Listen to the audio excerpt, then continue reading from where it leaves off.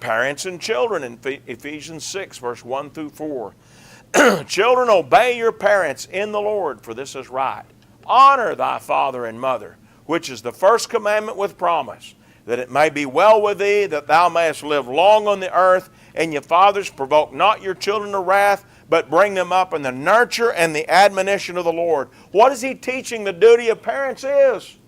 To guide our children towards following the Lord. Fathers are given that responsibility here. And what does he teach children to do? To show honor and respect to their parents. The kind of honor and respect we're learning to show to God as adults. You think about that.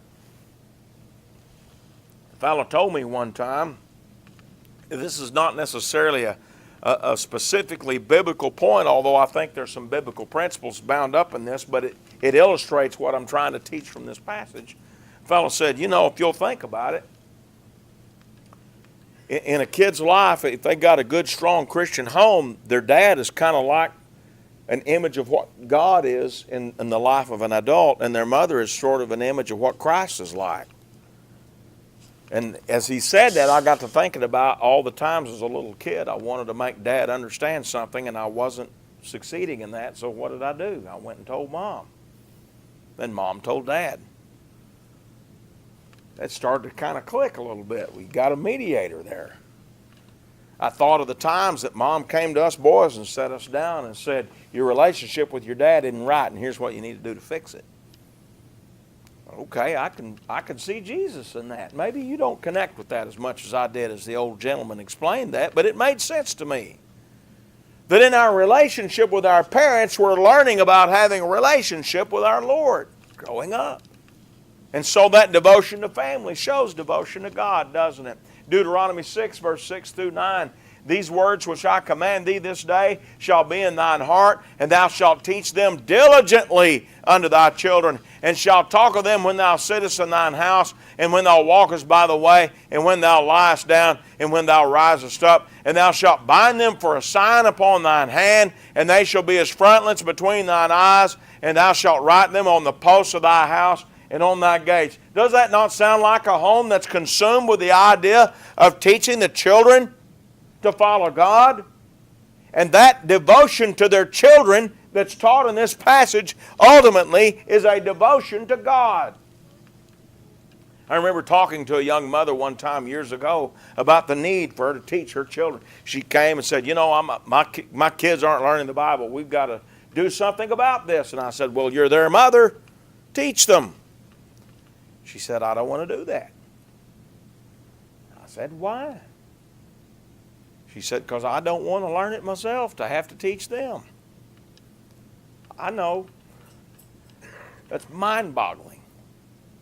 You can figure out for yourself which way that family went. Parents, there's no room for laziness in parenthood if we're going to show devotion to family. Now, she might work hard all day and try to give her kids everything they ask for, thinking she's devoted to her kids. But devotion to the kids is about being devoted to God so you can lead those children to God. That's devotion to family. And I just told you a story about somebody who sadly wasn't devoted at all to their family. Genesis 18, verse 19, closes out our study appropriately with words about Abraham. This is God talking about Abraham when he said, I know him, that he will command his children and his household after him, that they shall keep the way of the Lord to do justice and judgment, that the Lord may bring upon Abraham that which he hath spoken of him. Abraham's family carried that Abrahamic promise. That Abrahamic promise encompassed the family of God, and today it points to the church. And God said of Abraham, I know him. God had a relationship with Abraham because Abraham was devoted to God. And what did that relationship mean? That Abraham would be devoted to his household, to his family in a way that would lead them to God, that would help fulfill the promise that brought about the church. Everything we study tonight is bound up in what God said about Abraham. I know him. And I know the job that he'll do with his family. I wonder what God would say about me and about you tonight. Would He say of us that He sees in us the devotion wherein He can express confidence in knowing exactly what we'll do within our sphere of influence? What will you do tonight?